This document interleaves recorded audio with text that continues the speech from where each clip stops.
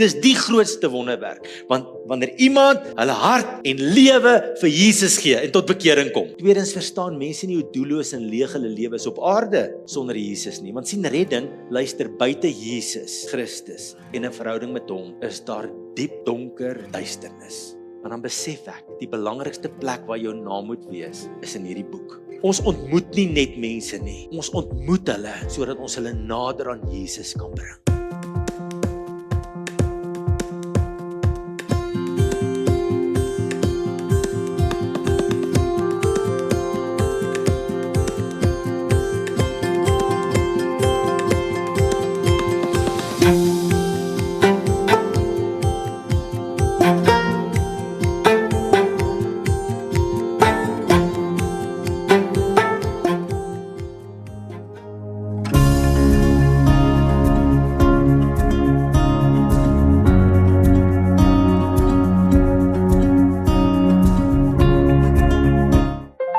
Here, U ken ons harte.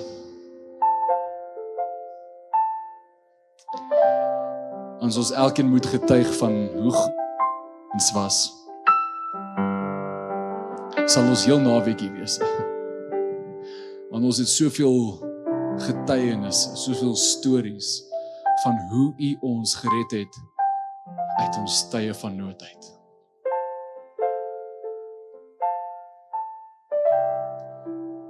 U red en genees en U doop nog met U Gees. Dankie Here dat dit nie net iets is wat in die 40s en 50s gebeur het nie, maar dankie dat dit in 2026 nog gebeur. Ons sien daagliks mense wat hulle lewens omdraai en hulle harte rig op U.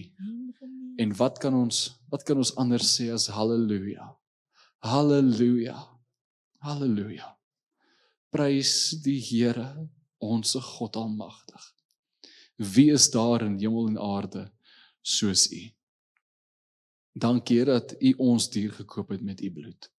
En dankie dat ons nou kan lewe as bewyse daarvan, dat ons steeds vandag en steeds in ons week kan uitgaan en vir mense kan sê, die antwoord vir jou probleme is nie meer geld of minder stres nie.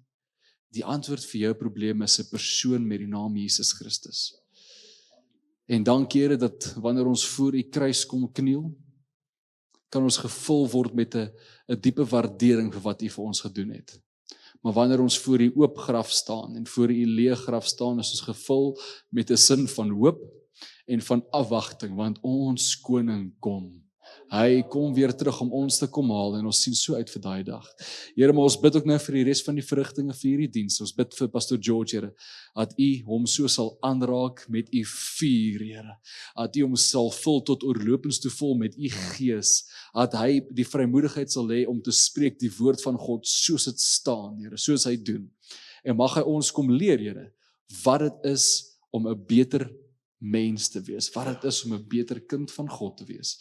En mag ons hierdie woord vandag ontvang en diep kom bære in ons harte. En mag ons dit gebruik, Here. Ons wil nie net hoorders wees van U woord nie, maar ons wil doeners wees van hierdie woord.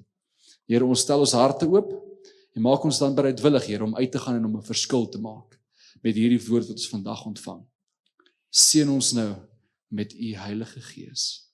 Ons het U lief, almagtige koning.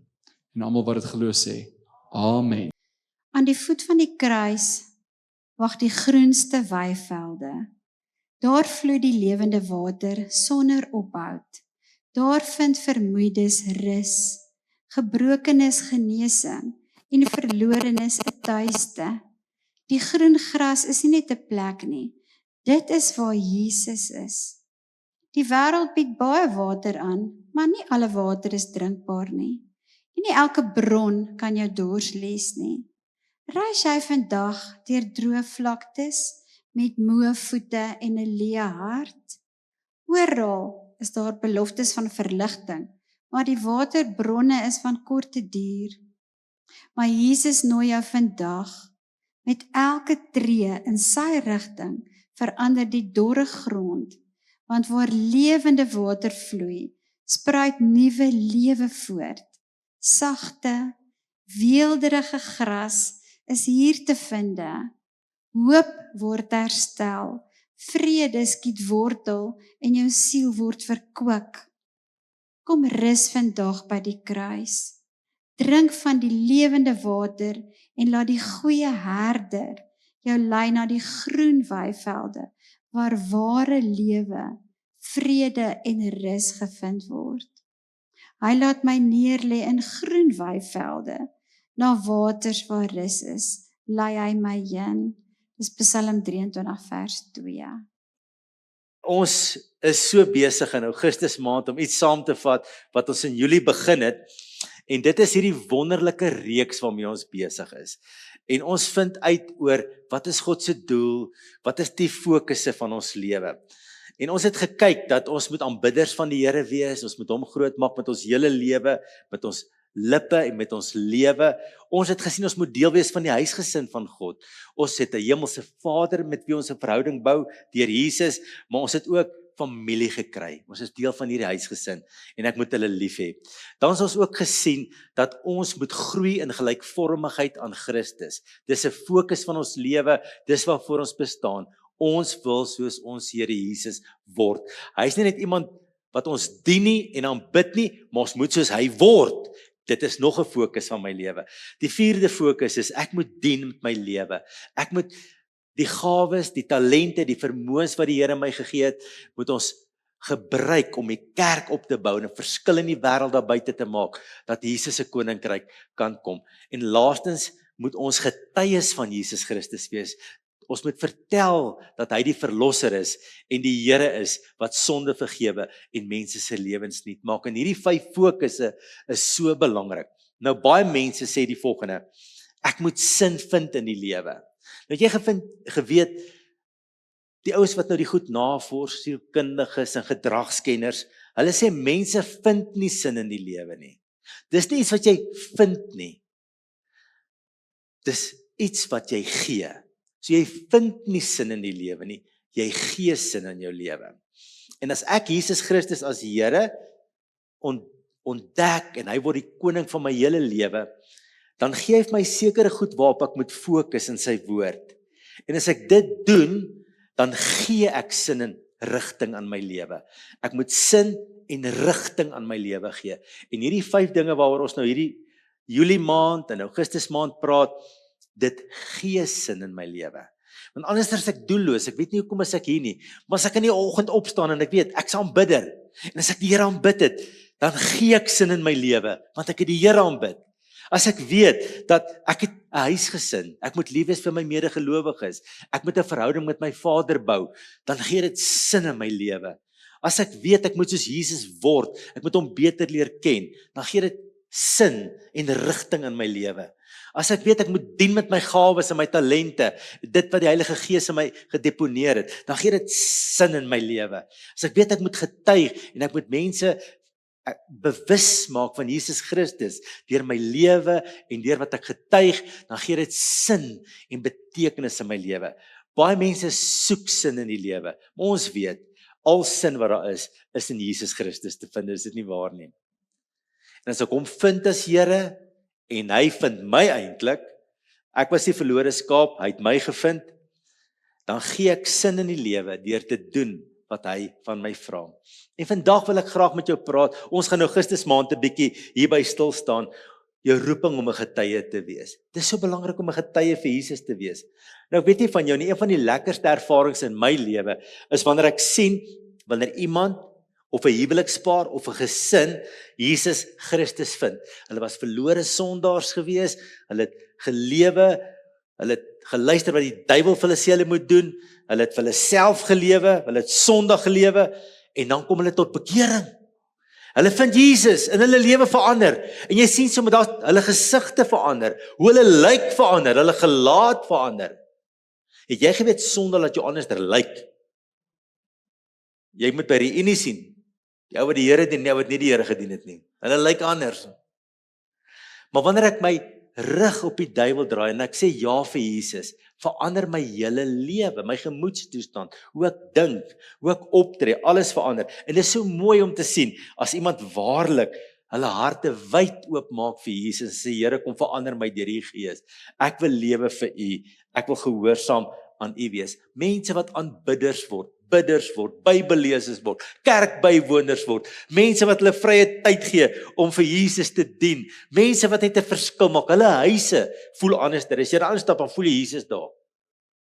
Jesus is hier in hulle huis, net wonderlik om by sulke huise te kom en in te stap in die teenwoordigheid van die Here ook in hulle huise te voel. Om te sien as 'n jong kind wat nog so jonk is, die Here vind, 'n tiener, 'n jong volwassene, 'n ouer mens, die Here vind en die Here verander hulle. Hulle ervaar wedergeboorte. Hulle word nuut gemaak deur die Heilige Gees. Hulle word weggeruk onder die heerskappy van die duiwel uit en hulle word onder die heerskappy van Jesus geplaas. Daar's nie middelgrond nie, hoor. Jy's of onder die heerskappy van die duiwel of jy's onder die heerskappy van Jesus. Kan julle amen sê? Daar's nie middelgrond nie. Kolossense 1:13 sê, hoor mooi wat het God gedoen. Hy het ons uit die mag van die duisternis weggeruk en ons onder die heerskappy gestel van sy seun wat hy liefhet. Deur die seun het ons die verlossing verkry, die vergewing van sondes. Mooi, weggeruk, né? En onder heerskappy geplaas van Jesus. Dis die grootste wonderwerk. Dis die grootste wonderwerk. Want wanneer iemand hulle hart en lewe vir Jesus gee en tot bekering kom. Dis 'n wonderlike ervaring om dit te beleef en dit te sien en dit saam met mense te beleef. Halleluja. En dan om iemand te word wie se bestemming vir ewig en ewig saam met Christus is. Eers in die hemel en later op die nuwe aarde. Maar ons moet vandag insien dat die duiwel alles probeer om mense se oë en verstand te verduister. Dat hulle nie insien dat hulle gered moet word nie. Hulle eie sondige natuur is daar, maar die duiwel werk saam en hy verblind hulle. En die Bybel sê dis wat hy doen, hy verduister hulle verstand. Dat hulle nie insien dat hulle vir ewig verlore is, dat hulle Jesus dringend nodig het nie. Hulle sal elke dag verby hierdie kerk ry, verby 'n groot plakkaat ry wat sê Jesus het jou lief en hulle sal nie daarop reageer nie. Want die God van hierdie wêreld verblind hulle verstand, hulle oë, hulle insig. En hulle het nie hierdie insig, die begrip van dat hulle op pad is na 'n ewige en 'n smartlike helse verdoemenis nie. Waar God self mense gaan inplaas wat hom ongehoorsaam was. Tweedens verstaan mense nie hoe doelloos en leeg hulle lewe is op aarde sonder Jesus nie. Want sien, redding is nie net 'n kaartjie om hemel toe te gaan en die hel vry te spring nie. Verlossing en redding is om in 'n verhouding met God die Vader te leef deur Jesus Christus. Amen.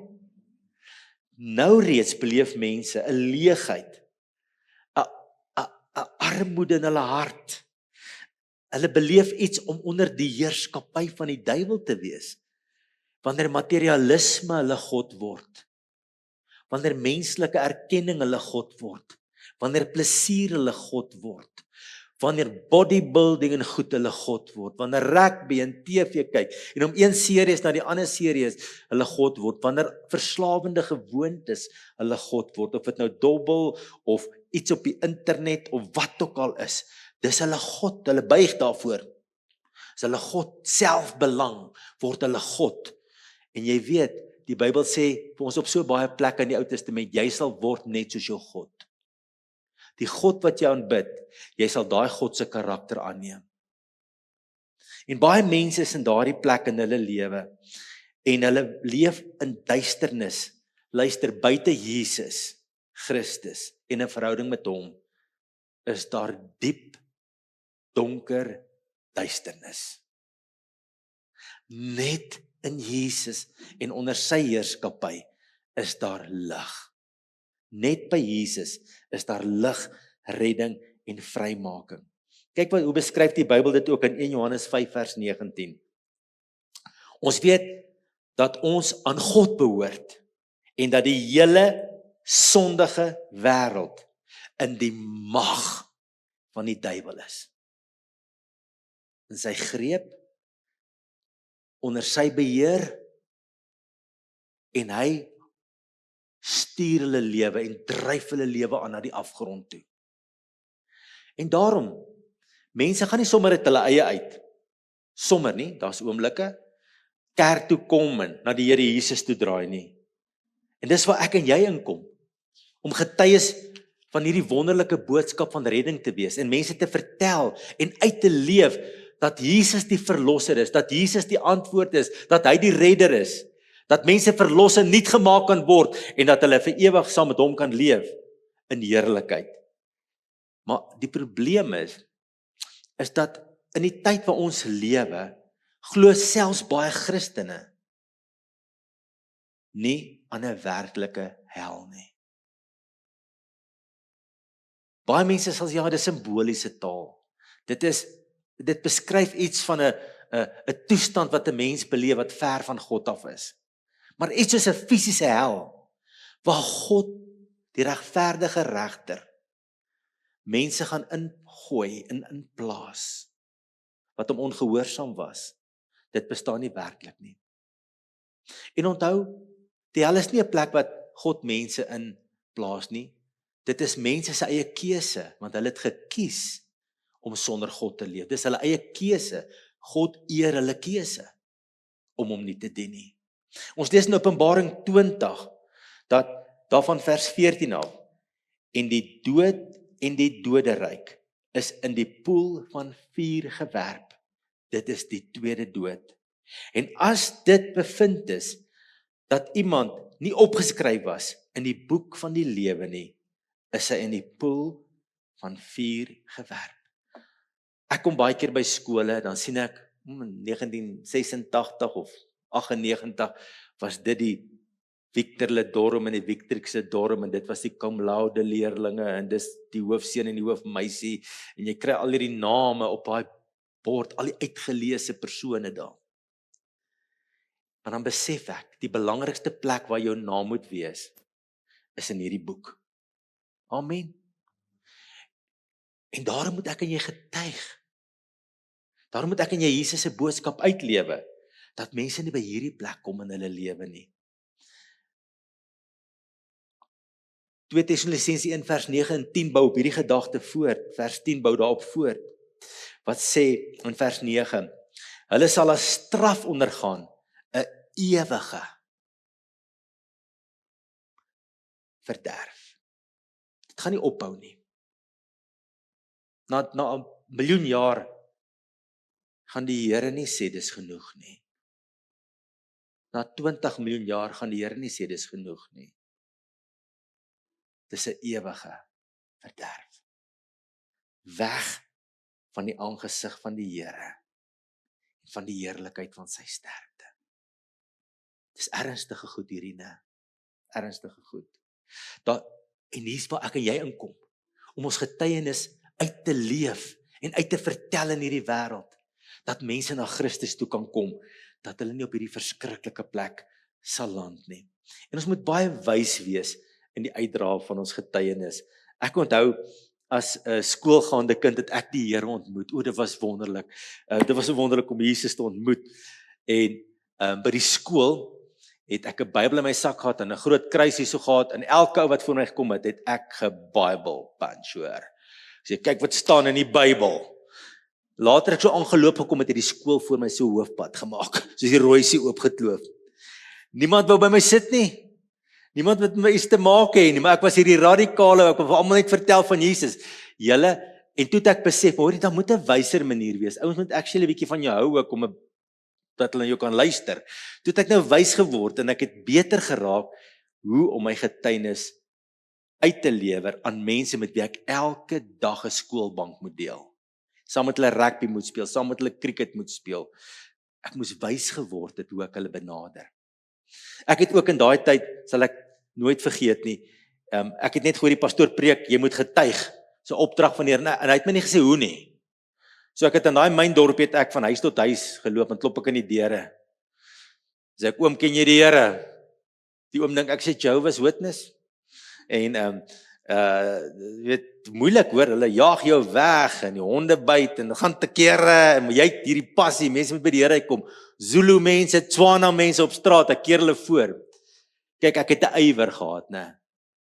Maar ek het ook ontdek, na rukkie, is ek regtig effektief? Het een nou regtig met al hierdie harde werk my sy hart vir die Here gegee, of het ek net gesaai en gesaai, wat seker ook belangrik was, maar toe het ek tot insig gekom en besef, maar daar's dalk ander maniere. En vandag weet ek, as ek daai tyd kan oorkry, sal ek dit anderster benader. Ek sou dalk eers vriendelik geword het met die mense. Hulle moes my leer ken het op voornaamterme. Ek sou dalk vir hulle soms gevra, kan ek vir Tannie 'n guns doen? Ek is op pad dorp toe, kan ek vir Tannie iets saambring? En ek sou 'n verhouding met hulle gebou het. En ek sou gewag het vir die regte geleentheid om vir hulle te vertel wat Jesus in my lewe gedoen het. Maar daar's niks fout om daai leerskole deur te gaan nie. En luister, daar's niks fout om iemand tromp op te loop in 'n mall, ergens in te vra, meneer, ek weet nie hoekom ek jou moet vra nie, maar die Here lê op my hart. Jy moenie sterf sonder Christus nie, hoor. Partykeer gaan die Here dit van jou vra, om by iemand te gaan stilstaan en net te sê, hoorie, jy's op my hart. Asseblief, hier is my telefoonnommer, bel my as jy meer wil weet. Maar ek wil net vir jou sê, Jesus is die vergewer van sonde, en hy maak lewens nuut en hy herstel lewens. Asseblief bel my, ek wil verder met jou 'n koffietjie drink. Daar's niks fout om iemand tromp op te loop nie. Die Heilige Gees gaan baie mense op jou pad bring, wie jy moet tromp oploop, en dan moet jy dapper getuig. Maar daar's ander maniere ook om te getuig, en ons gaan nou daarby kom. Daar's niks fout om van deur tot deur te loop nie, en ons doen dit te min. Dan moet seisoene wees dat 'n kerk soos ons, beteken net nie oploop in die straat en vir mense vra, is jy gered? Maar dis nie die enigste manier om dit te doen nie. Daar's baie ander maniere om dit te doen, en ons moet dit ook doen.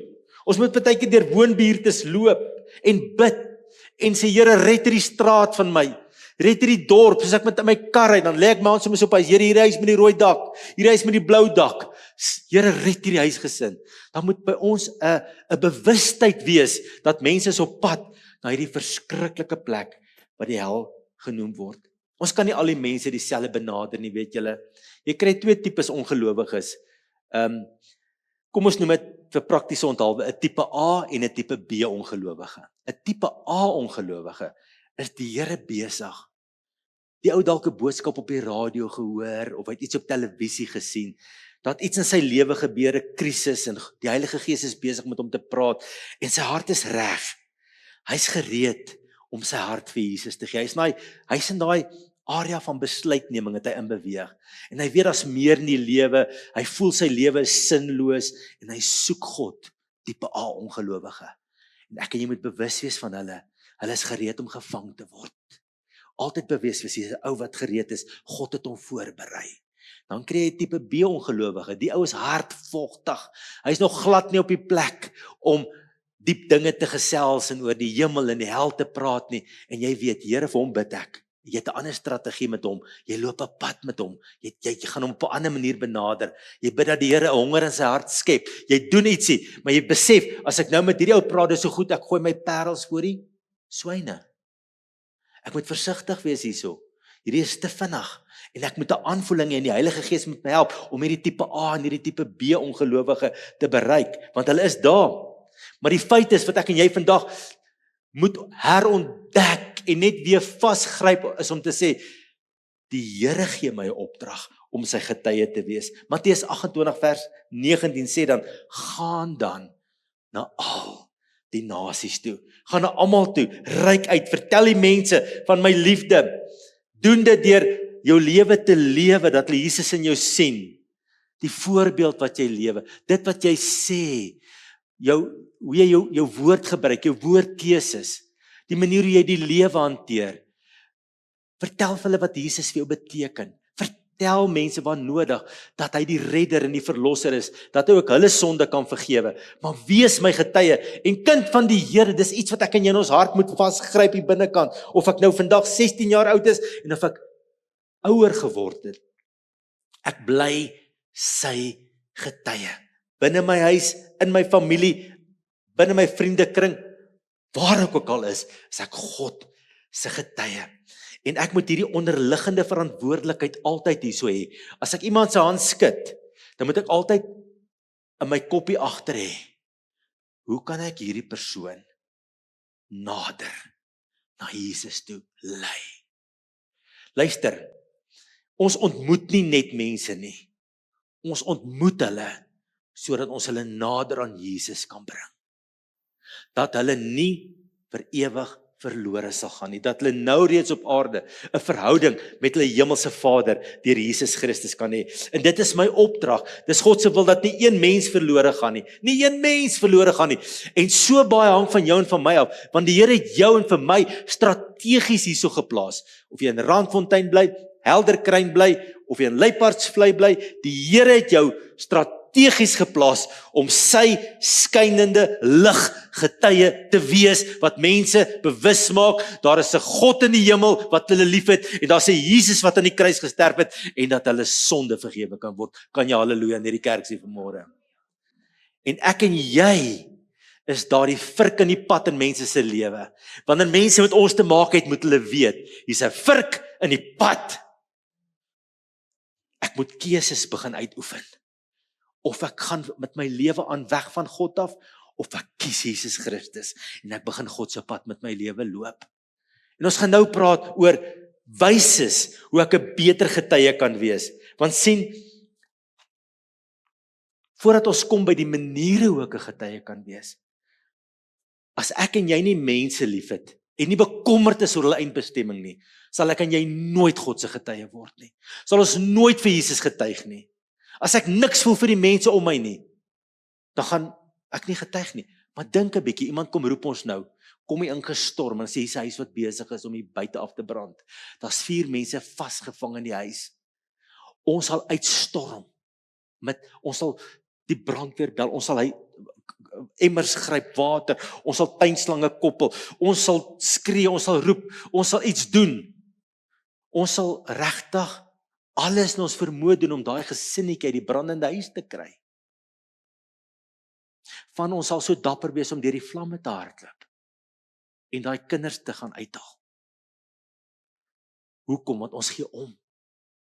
Maar die realiteit is, mense is op pad na 'n ewige smartlike hel. Hulle leef op hierdie stadium onder die heerskappy, die houvas, die greep van die duiwel. Nou. En die Here wil nou met hulle verhouding hê. En ek en jy is strategies geplaas om daai getuie vir hom te wees, dat ons hulle kan gaan help. Dink net, 'n kind speel hier in die pad, 'n klein dogtertjie, en sy is in haar eie wêreld met haar pop, en sy speel daar, en ons sien 'n groot trok, kom hier aangejaag, 'n groot vragmotor, op pad na haar toe. Maar jy weet, sy sit daarvoor, wat sal jy doen? Jy sal skree, stop, jy sal skree, kom uit die pad uit, kom uit die pad uit, hoekom? Want jy gee om. Ons moet weet dat mense is op pad na 'n verskriklike einde toe.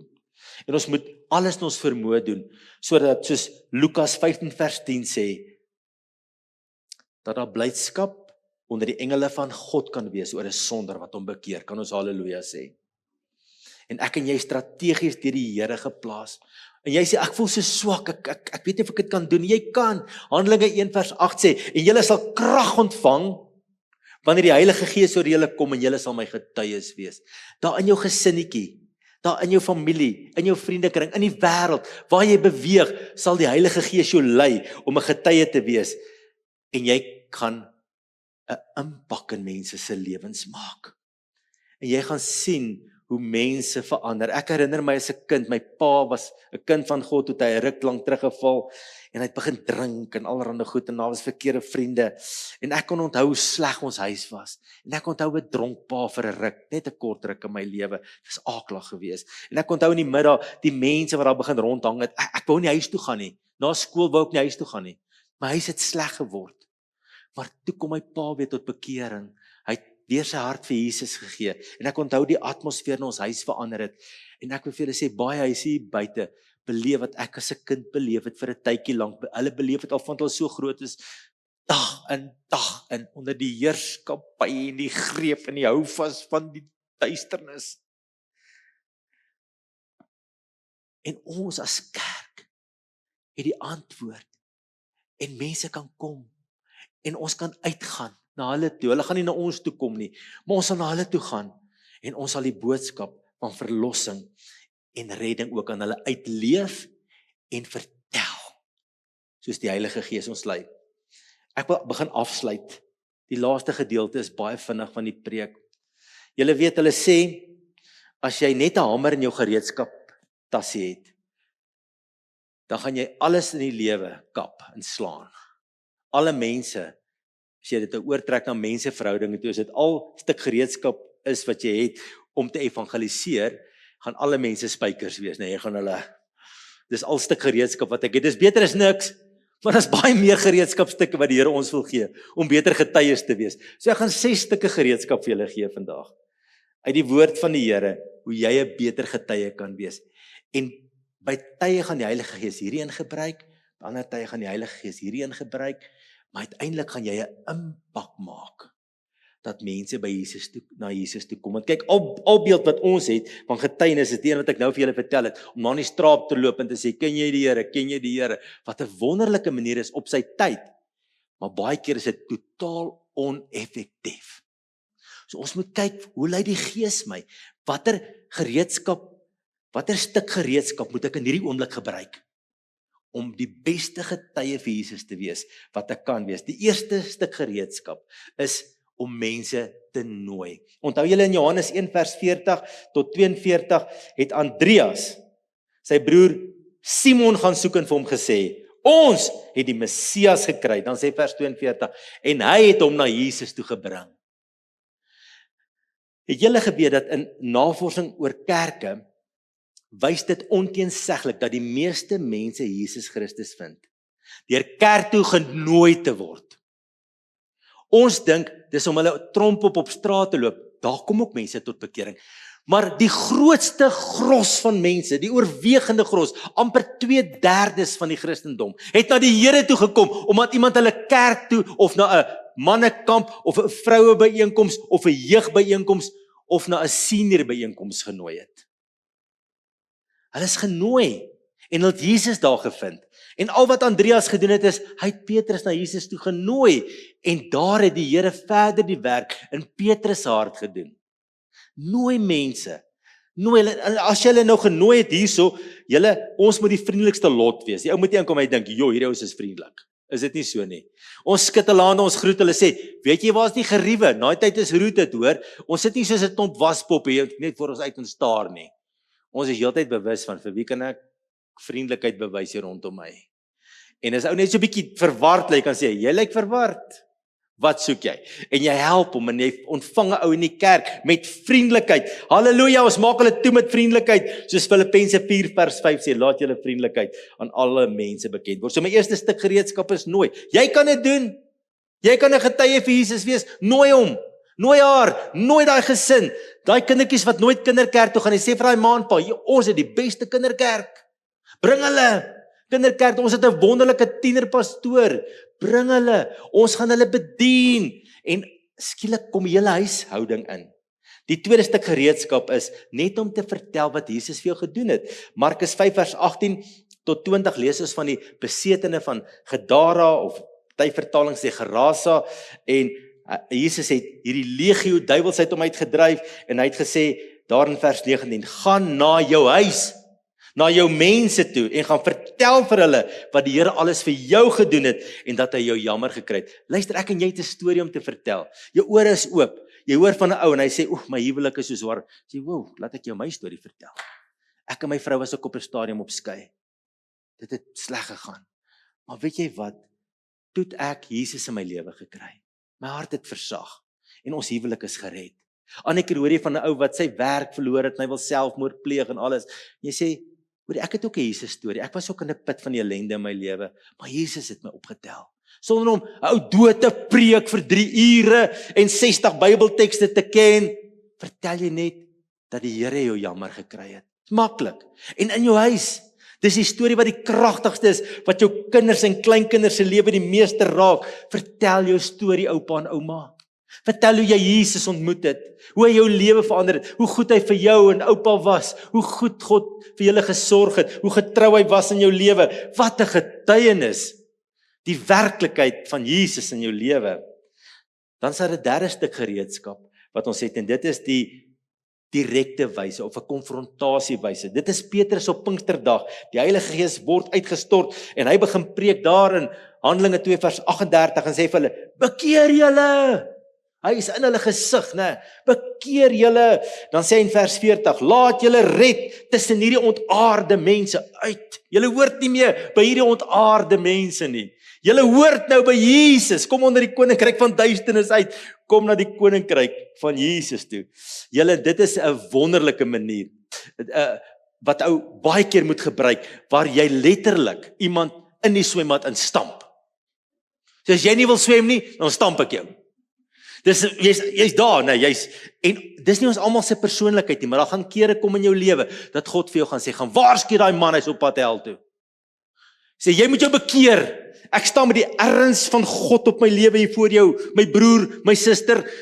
Ek staan nie net hier omdat ek snaaks wil wees of omdat ek wil wys ek heiliger is jy of niks nie. Ek staan nie so want jou ewigheid is in die weegskaal. Jy moet jou bekeer. Laat jou red uit hierdie ontaarde geslag uit. En hy is in iemand se gesig. Party mense hoor nie op ander maniere nie. Maar al die mense is nie so nie, hoor. Daarom, ek moet meer as een stuk gereedskap in my gereedskap houer hê, as ek 'n getuie vir Jesus wil wees. Mense, se ewigheid is in die weegskaal. In die weegskaal. Dan is daar nog 'n vierde stuk gereedskap. En dit is om rustig saam met iemand 'n pad te loop en te gesels. Paulus het dit gedoen in Tessalonika in Handelinge 17 vers 2. Daar staan Paulus het 'n hele paar sabbate met die Jode geredeneer. Hy het skrif hulle uitgelê. Hy het aangetoon dat hy die Christus is. En dan sien ons daar 'n groot aantal Godvreesende Grieke en 'n aansienlike getal vooraanstaande vroue het ook nog bygekom. Maar hy's rustig, hy's nie gejaagd nie. So kom ons praat 'n bietjie oor. Kom elke woensdag aand na my huis toe. Ek sien jy sukkel. Kom ons loop 'n pad, ons gesels uit die Bybel uit. Ek sien jy twyfel. Jy het 'n klomp goed in jou kop wat jy gelees het, wat 'n klomp nonsens is. Maar kom ek vertel vir wat die Bybel sê. En jy loop 'n lang pad met iemand en jy antwoord 'n persoon se twyfel vra rustig. En op 'n dag, boem, gaan die lig aan. Ek verstaan. En die Heilige Gees gebruik daai rustige pad wat jy met iemand geloop het, om vir hulle skrif uit te lê, om met hulle te praat, te redeneer, en skielik gaan die lig aan. Wat 'n wonderlike stuk gereedskap om in jou getuienis gereedskapkas te hê. Die 5de manier is 'n liefdesdienswyse. Ons lees na Handelinge 9 vers 36. Daar was 'n vroutjie in Joppe en haar naam was Tabitha of in Grieks Dorcas. Sy was altyd besig om goed te doen en die armes te help. 'n Paartjie na die eerste diens keer my voor en sê dankie. Dankie. Dis 'n gesinnetjie in ons gemeente wat hulle ontferm het oor hierdie mense wat in haaglike omstandighede bly. Hulle is elke Sondag in die kerk. En hierdie vrou en man het trane en hulle sê dankie. Dankie. En Jesus word uitgeleef na hulle toe deur liefdesdiens. Jy kan dit doen. Jy kan dit doen. Sonder 'n woord, net liefdesdiens. Sê omdat Jesus jou liefhet, gee ek hierdie brood en baie van julle is so betrokke by baie mense wat julle help. Wat 'n getuienis. Dan die laaste stuk gereedskap in jou gereedskapkas vir getuienis is jou voorbeeld as 'n navolger van Jesus. Net 'n voorbeeld te wees. Matteus 5 vers 16 sê, laat julle lig so skyn voor die mense, dat hulle julle goeie werke kan sien en julle Vader wat in die hemel is, verheerlik. Kyk wat sê Filippense 2 vers 15, sodat julle onberispelik en opreg kan wees, kinders van God sonder gebrek, te midde van 'n krom en 'n verdraaide geslag, onder wie julle skyn soos ligte in die wêreld.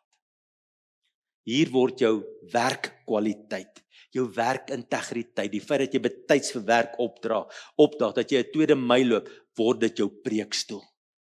Baie mense wil by die werke preek en vertel van Jesus, maar hulle werk is nie op standaard nie. Baie mense bou nie genoeg 'n preekstoel in hulle lewe deur hoe hulle vrou en hulle kinders hanteer nie. En dink is daai ou wat so op sy vrou gil en skree en vir my sê Jesus is koning, ek gaan hom nie glo nie. Jy bou 'n preekstoel van waar jy preek.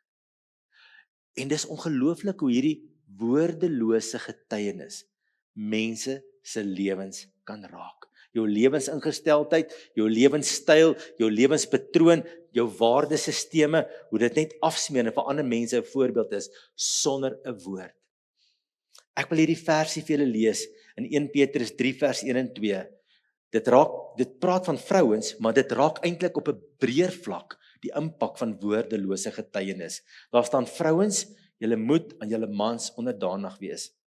As daar van julle is met mans wat nie die woord van God glo nie, en die mans sien, nie hoor nie, hulle word nie voorgepreek nie, daar staan, en die mans sien hoe godvreesend julle is, en hoe voorbeeldig julle gedra, sal hulle vir Christus gewen word, deur die gedrag, nie die geprekery nie, deur die gedrag van hulle vrouens. Dit sal nie eens vir julle nodig wees om 'n woord te sê nie. En hierdie voorbeeld van ons is so kragtig in ons huwelike, man teenoor vrou en vrou teenoor man, vir ons kinders. Dit raak ons diep. En ek wil graag op by hierdie punt net sê, onthou jou eerste sendingveld is jou huis. Is jou man, jou vrou, jou kinders, jou kleinkinders, is jou omgewing. Dan rimpel dit uit buitekant toe. Maar dit is jou sendingveld, jou primêre sendingveld. Ek was 'n jong pappa, my oudste dogter was so 4,5, 5 jaar oud. En sy kom sit op my skoot en sy vra vir my, pappa, wat is die hel? Sy hoor al by die sonnaskool gepraat van die hel. En ek verduidelik vir haar dat dit 'n plek is waarin mense gaan wat opstandig en ongehoorsaam aan God was. En sy begin te huil, 4,5, 5 jaar oud hoor. Sy sê, papa, ek wil nie hel toe gaan nie. Ek sê, vir jy hoef nie. Jy moet net Jesus in jou hartjie innooi. Maak hom jou koning. Dien hom, wees lief vir hom. En ek het die voorreg gehad om saam met Amaitjie, my oudste dogter, te bid op 4,5 jaar. Dat Jesus na hartjie sal kom bly.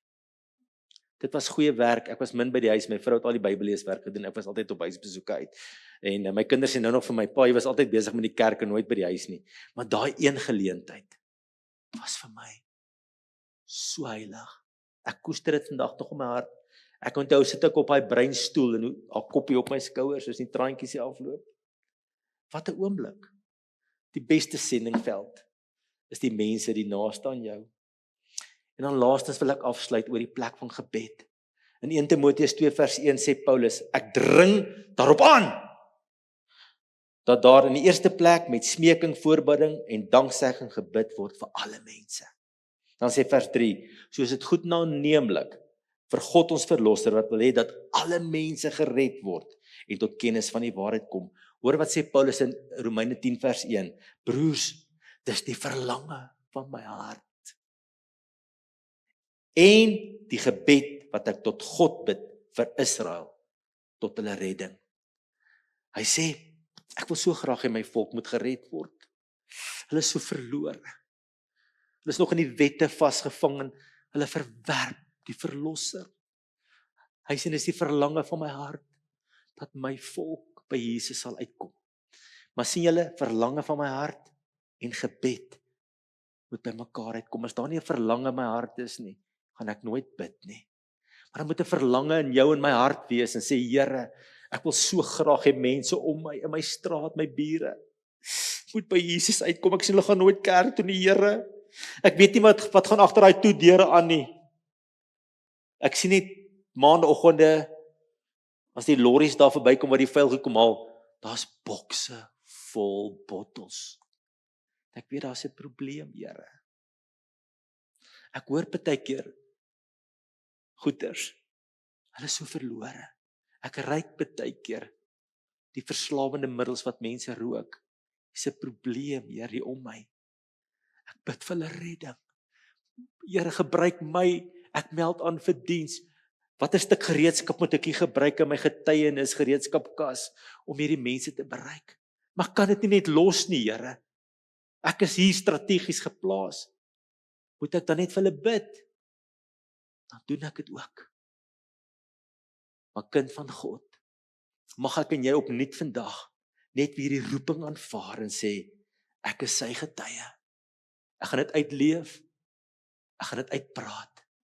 Maar die mense gaan weet as dit met my te maak het, daar's 'n vurk in die pad en ek moet kies of teen Jesus of vir Jesus. Ek is die vurk in die pad. En aan die einde van hierdie diens wil ek jou vra. Terwyl ek gepreek het, het dalk 'n paar mense in jou kop gekom wat jy weet verlore is. Kan ons net nou ons oë sluit en kom ons tree in en ons bid vir mense wat die Here in ons harte plaas. Wat so spontaan net ook in jou gedagtes opkom. Wat jy sê, Here, hierdie is goeie mense. Hulle leef met goeie waardesisteme, maar hulle ken nie Christus nie. Luister, is nie goeie mense wat hemel toe gaan nie, hoor. Is geredde mense. Here, ons bid vir daai mense wat jy nou in ons hart plaas. Ons bid dat jy hulle pad kruis, Here. Ons bid dat jy omstandighede en dinge oor hulle lewe stuur, wat hulle bewus sal maak van hulle verlorenheid. Gebruik ons, Here, om toe te tree en te getuig en uit te leef en goed te doen wat U wil hê. Ons moet die brug wees dat mense na U toe kan kom. Ons meld aan vandag, Here, ook self. En sê, hier is ek, gebruik my, Here. Mag ek nooit terugdeins en dink dat U nie my kan gebruik nie. Daar's soveel stukke gereedskap in ons gereedskap, getuienishouer. Ons kan dit gebruik, Here, om mense na U toe te bring. En laastens vandag, Here, wil ons vir U dankie sê dat ons U ken, dat ons U kinders is, dat ons aan U behoort, dat iemand uitgereik het na ons toe ons in die see van verlorenheid was. Of dit deur 'n preek was, en of dit deur 'n getuienis was, en of dit deur 'n radioboodskap was, of deur 'n boek was. Dankie dat U ons pad gekruis het, dat ons vandag aan U kan behoort, en die belydenis kan hê, my naam is in die boek van die lewe opgeteken. Nou bid ek U seën en die goedheid oor elkeen wat hier teenwoordig was vandag, Here. Mag dit 'n mooi Sondag vir hulle wees, 'n mooi week in die naam van Jesus Christus. En ons almal sê, amen. Kan ons vir die Here lof of gee in hierdie kerk vanmôre? Halleluja.